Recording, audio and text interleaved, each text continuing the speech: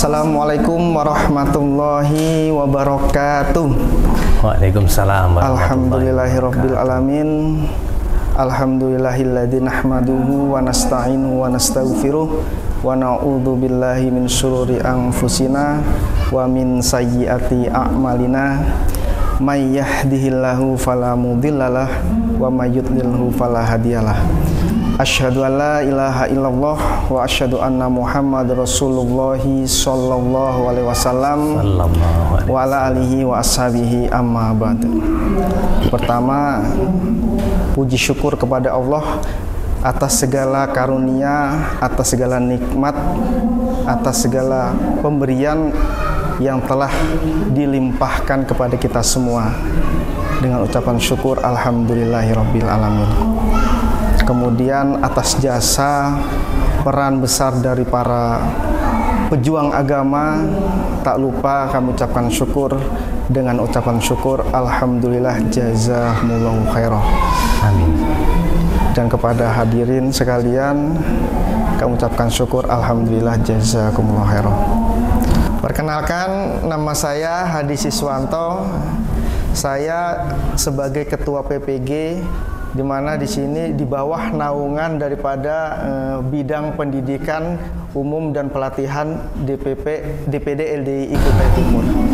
Bapak-bapak, ibu-ibu, pada kesempatan hari ini kita akan membahas beberapa hal terkait dengan Lembaga Dakwah Islam Indonesia. Ya. Dalam hal ini kami akan sedikit membahas tentang 8 pilar kebangsaan atau fokus pengabdian Lembaga Dakwah Islam Indonesia. Seperti kita ketahui bersama bahwa LDII atau Lembaga Dakwah Islam Indonesia dalam pengabdiannya kepada masyarakat itu meliputi 8 pilar, yaitu yang pertama adalah dakwah, kemudian kebangsaan, yang ketiga adalah pendidikan, kemudian energi terbarukan, kemudian yang kelima kesehatan dan obat herbal, ya.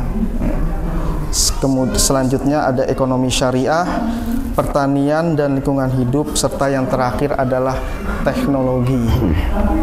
Nah, pada kesempatan hari ini kita akan membahas khusus terkait bidang yang pertama, yaitu bidang dakwah. Karena kita tahu sendiri di awal tahun di 2023 ini, ya, khususnya LDII Lembaga Dakwah Islam Indonesia memiliki beberapa program terkait pembinaan generasi penerus. Nah, bersama dengan kita saat ini narasumber Ketua Bidang Pendidikan Umum dan Pelatihan DPD Kutai Timur, ya, Bapak Mimbar Cahyo Setiawan, hadir di sebelah kami. Gimana Pak Mimbar? Kira-kira bisa memberikan sedikit gambaran terkait dengan pembinaan atau program pembinaan generasi kita, khususnya di Kutai Timur ini, di program tahun 2023. Iya. Sebelumnya saya sapa dulu para pemirsa, baik yang di rumah maupun di studio. Assalamualaikum warahmatullahi wabarakatuh. Waalaikumsalam. Bismillahirrahmanirrahim. Alhamdulillahirabbil alamin. Asyhadu an la ilaha illallah wa asyhadu anna Muhammadar Rasulullah sallallahu alaihi wasallam wa ala alihi wa ashabihi amma ba'd. Ya, jadi sudah disampaikan oleh Bapak Hadi tadi bahwa saya dengan tim itu diberi amanah untuk menyusun, ya, program-program pembinaan di khususnya di Dewan Pimpinan Daerah DPD LDII Kabupaten Kutai Timur, untuk pembinaan pembinaan generusnya yang pembinaan non formal, yaitu Untuk di tahun 2023 ini itu kita ada pemutahiran atau merefresh kembali program-program yang sudah ada. Gitu. Ada beberapa program yang kita turunkan, ada program-program juga yang kita tambah gitu, menyesuaikan dengan karakter keadaan generasi penerus saat ini. Kira-kira seperti itu. Ya. Berarti dengan kata lain memang ada beberapa perubahan ya terkait dengan program-program pembinaan kita di tahun ini daripada tahun-tahun sebelumnya ya. Ya. Benar. Jadi kurikulum yang kita pakai terakhir sebelum yang 2023 itu adalah kurikulum 2018.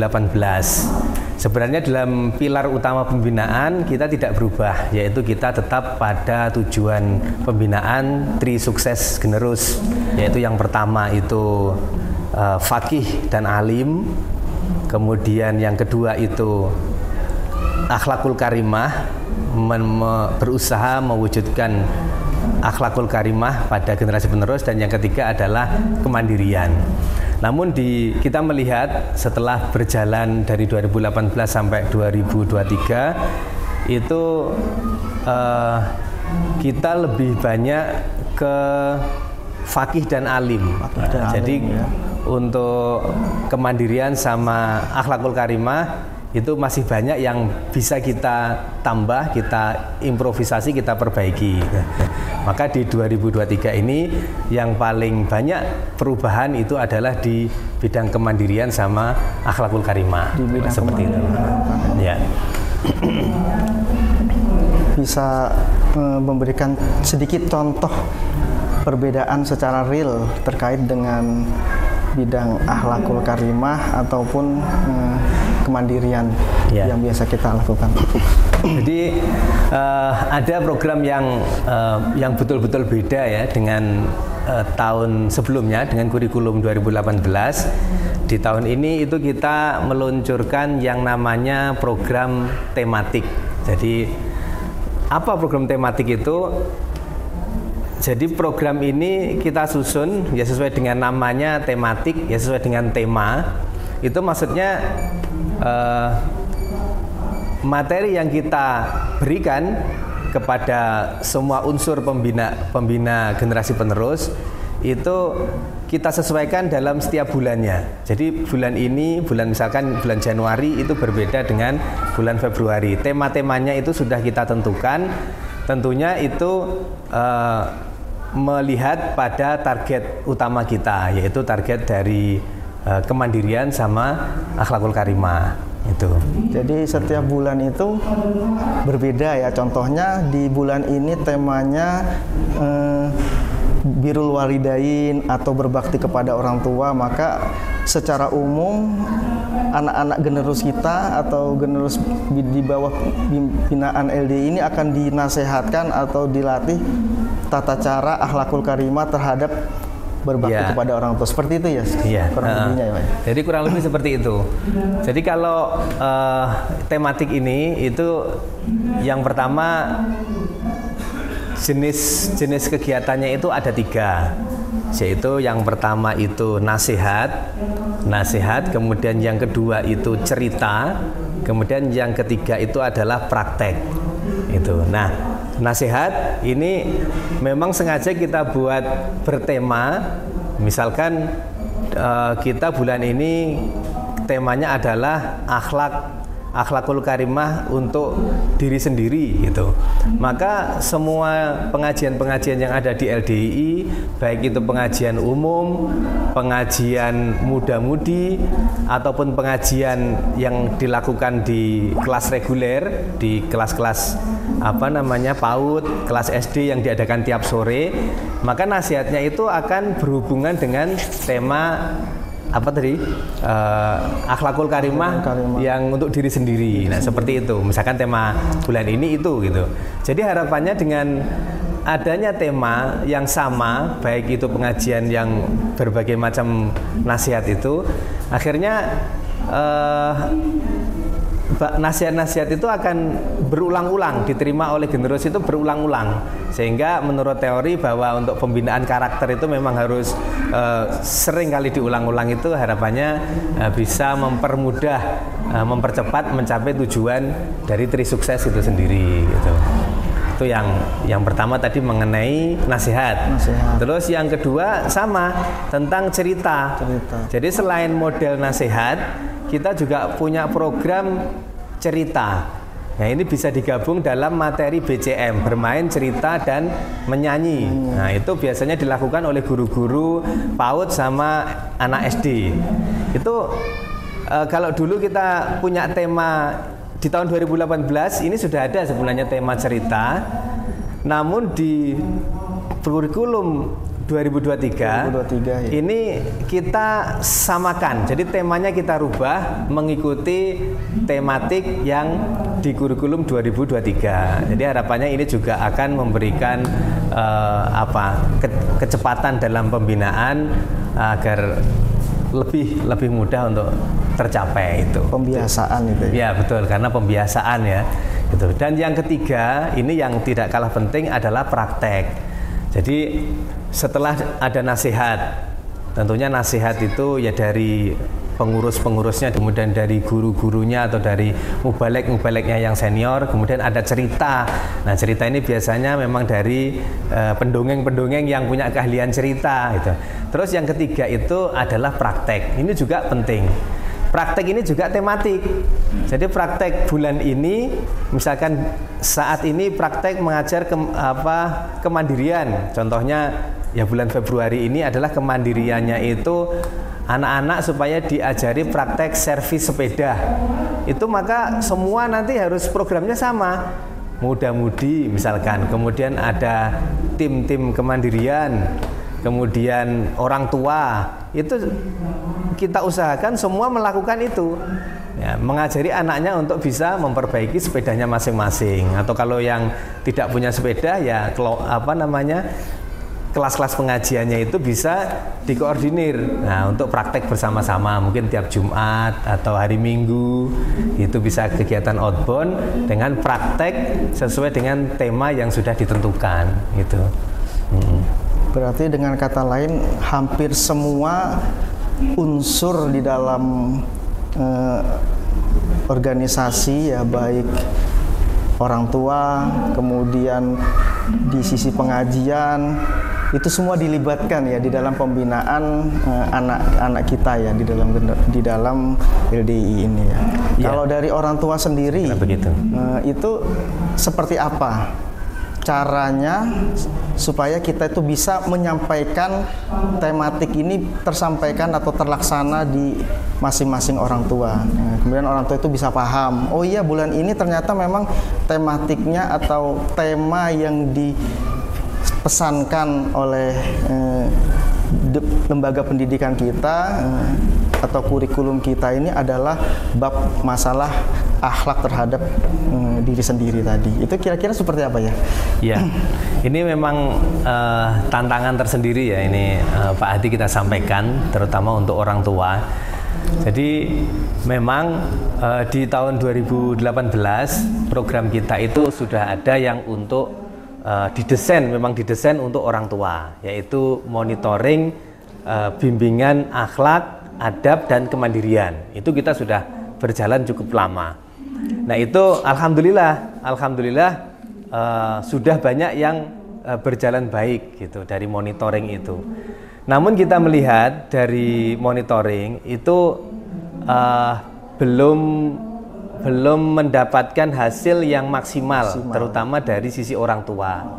Ini, nah maka kita ini punya program terobosan. Nah ini kita sekaligus nih meminta amal solih kepada semua orang tua generus. Nah ini bisa betul-betul membantu, saling membantu dalam membina putra-putri kita sendiri ini. Gitu. Jadi programnya lewat tematik tadi.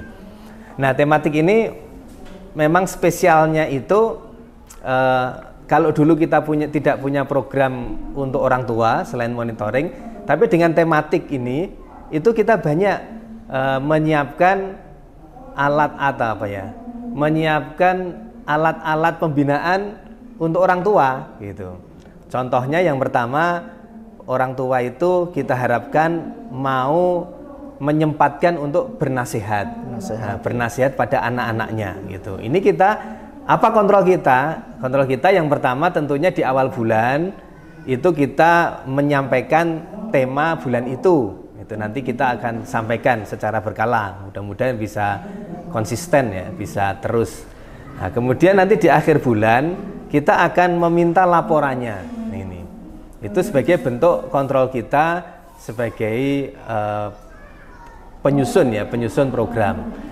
Terus selain nasihat, orang tua juga kita harapkan melakukan bimbingan praktek.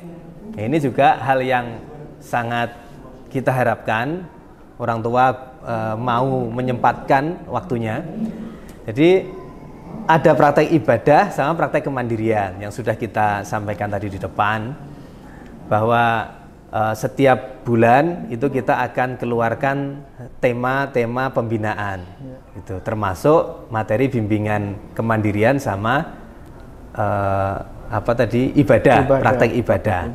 Nah, ini orang tua juga kita dorong untuk melakukan ini, bimbingan ibadah ini. Contohnya itu misalkan praktek wudhu. Nah, untuk anak-anak SD ini, kalau dulu yang kita dorong hanya guru-guru pengajarnya yang di kelas, ini sekarang orang tua juga kita dorong melalui tematik ini. Bulan ini untuk melakukan praktek wudhu. Nah, untuk usia SD kelas berapa itu, ada di situ misalkan kelas 1 sampai kelas 4 misalkan. Maka orang tua harapan kita juga mengajari anak-anaknya di rumah gitu. Mengulang ya. Iya, mengulang yang sudah dilakukan gitu. Harapannya nanti bisa saling mengoreksi atau memperkuat ya dengan yang ada di pembinaan di secara apa itu ya. Di masjid-masjid yang sudah berjalan itu diperkuat oleh orang tuanya. Itu juga sama kontrolnya, sebagai kontrol itu juga mereka kita dorong untuk melaporkan dan memfoto. Nah, itu yang menarik gitu. Jadi kalau mereka melakukan kegiatan dengan anaknya itu silahkan difoto atau mungkin di video. Nanti kita siapkan, kita online ya. Nanti ini juga perlu kita diketahui oleh semua maupun para orang tua. Jadi untuk mempermudah laporan orang tua maupun yang lain, itu kita sudah siapkan versi laporan secara digital. Jadi cukup dengan HP mereka bisa langsung melaporkan yang sudah dilakukan, dan data itu langsung masuk ke database pembinaan kita sedaerah ini, sekabupaten. Kira-kira seperti itu, Mas. Jadi ketika melaksanakan kegiatan praktek begitu langsung dipoto, kemudian itu, langsung di-share begitu, langsung dimasukkan aplikasi sebagai bukti kita sudah melaksanakan kegiatan yang sudah diarahkan oleh tim dari kurikulum kita, seperti itu ya. Nah, ini seru sekali kayaknya. Jadi seakan-akan ya kegiatan keluarga itu ada waktu khusus, waktu khusus dari keluarga masing-masing ini untuk ya tadi ya pembinaan nasihat, ya mungkin nasihatnya ya ala-ala orang tua lah ya, seperti itu ya. Kemudian juga pembinaan praktek kemandiriannya gitu, bisa langsung dipoto kemudian langsung share gitu. Oh iya, jadi tadi mungkin belum saya sampaikan ya tentang laporan digital ini. Jadi untuk laporan itu kalau yang kegiatan praktek itu tidak nunggu 1 bulan dulu. Nah, itu tadi saya mungkin ada kurang tadi. Jadi kalau yang laporan monitoring ibadah, akhlak, kemandirian itu reguler setiap bulan disampaikan di akhir bulan yaitu ya. Ya, karena dia monitor ibadah 1 bulan seperti itu ya, monitor ibadah. Kalau untuk yang praktek ini seketika. Jadi ketika dia melakukan praktek, ini praktek ini juga jangan kepikiran orang tua itu ribet. Bisa misalkan di tempat bermain atau mungkin lagi outbound di mana lah, di pantai atau di mana, itu bisa disisipkan materi-materi praktek ini gitu. Misalkan praktek waktunya, karena di kurikulum kita ini yang contohnya itu untuk kemandirian, kita itu ada yang namanya target generus usia SD itu harus sudah bisa masak mie, kemudian bisa masak nasi, masak air. Nah, ini semua ini sudah kita ini. Nah, itu bisa itu dipraktekkan, nggak harus di rumah, bisa mungkin sambil ya keluar, sambil camping. Nah itu nanti anaknya yang masak, orang tuanya memvideo atau memfoto. Nah itu bisa langsung dilaporkan. Bisa langsung, jadi setiap momen laporkan, setiap momen laporkan gitu. Nanti akan kelihatan di situ orang tua yang sering melakukan pembinaan. Nah ini akan laporannya pasti akan banyak gitu. Ya harapannya ya kita semua bisa aktif ya bapak-bapak, ibu-ibu saudara sekalian ya, ketika memang ada kegiatan yang di situ hubungannya dengan pembinaan yang sudah masuk dalam tema di bulan itu ya, langsung dipoto dan di-share supaya tidak lupa. Ini kayaknya simpel sekali gitu, foto kemudian langsung di-share dalam aplikasi. Ya. Nah ini luar biasa. Tujuan dari semua itu yang ingin dicapai sebenarnya apa sih? Ya. Jadi yang pertama yang jelas kita ini semua niatnya ibadah ya. Jadi termasuk kita di tim kurikulum DPD LDI itu juga pengabdian seperti yang sudah disampaikan Pak Adi tadi di depan.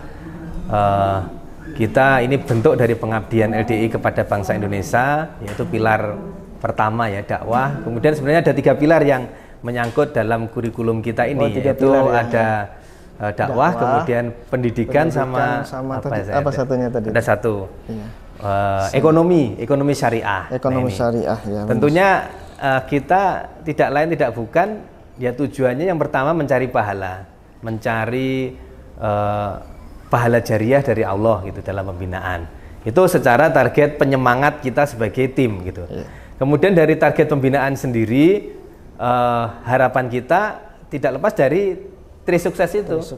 Jadi anak-anak nanti disiapkan menjadi generasi bangsa yang memiliki yang unggul, yaitu berkarakter, faqih alim itu dalam keagamaannya, keyakinannya kuat, kemudian memiliki akhlakul karimah. Ini sangat diperlukan, terutama di kondisi dengan kondisi sekarang ini sangat diperlukan sekali. Kemudian kemandirian. Itu yang paling utama ya. Jadi tujuan kita itu tetap ke sana. Kemandirian sejak dini sudah kita mulai gitu ya. Itu dari tingkat PAUD ya, dari tingkat PAUD sampai dengan usia sampai sebelum menikah. Sampai pranikah bahasanya ya. Memang kita ditugaskan di pembinaan generus ini, kita tidak hanya fokus di titik titik usia tertentu, tidak ya, tapi kita memang diminta pengabdian ini betul-betul total, dari istilahnya dari lepas dari ibunya, mulai bisa keluar itu sampai nanti betul-betul dia siap berumah tangga. Terus mungkin gitu ya. Yang perlu diketahui juga, yang beda di kurikulum 23, kita sebutnya di K23 ya, kurikulum 23 kan kepanjangan. Nah, itu biasanya kita nyebutnya K23, berarti itu kurikulum 2023. Itu contohnya di kemandirian, Pak Adi. Jadi di kemandirian itu ada lima kemandirian utama yang kita bangun. Yang pertama kemandirian pribadi. Nah ini mulai dia mengajari anak itu gosok gigi, makan secara mandiri, bangun pagi bisa mandiri, berangkat sekolah menyiapkan alat-alat secara mandiri. Itu sudah kita siapkan kurikulumnya gitu, mulai usia berapa, mulai dari PAUD ya. Betul ya, mulai PAUD itu sudah harus bisa ini itu kemandirian pribadi. Kemudian ada kemandirian dalam keluarga. Nah ini mulai rata-rata SD kelas 4 sampai SMP itu sudah mulai kita kenalkan itu. Misalkan membantu orang tuanya membersihkan rumah, cuci piring, menyapu halaman. Itu sudah kita buatkan kurikulumnya, sehingga orang tua itu mudah gitu. Jadi orang tua itu kan ada 2 unsur agar pembinaan berhasil. Ini yang perlu kita sadari bersama ya. Jadi ada 2 unsur yang membuat kita itu bisa berhasil dalam membina. Yang pertama itu punya keinginan, yang kedua alatnya tepat. Alatnya atau caranya tepat. Ini metode 2 ini harus ada. Jadi punya keinginan tapi caranya itu nggak tepat, ini ya nggak, susah untuk berhasil. Nah kadang orang tua begitu, orang tua keinginannya menggebu-gebu pengen anaknya menjadi mubaligh, menjadi mubalighot, menjadi sarjana, kemudian akhlaknya harus baik. Akhlaknya harus baik, semua rata-rata pengen. Semua ya, kalau ditanya pasti pengen itu. Tapi caranya, nah itu yang tidak semua orang tahu gitu. Nah ini kita di dalam kepengurusan LDI ini membantu ke sana untuk memberikan cara-cara berdasarkan ilmu pengetahuan yang sekarang, pengalaman-pengalaman di banyak tempat, itu kita berikan ke orang tua untuk membantu mereka sehingga mereka berhasil gitu dalam membina anak-anaknya gitu.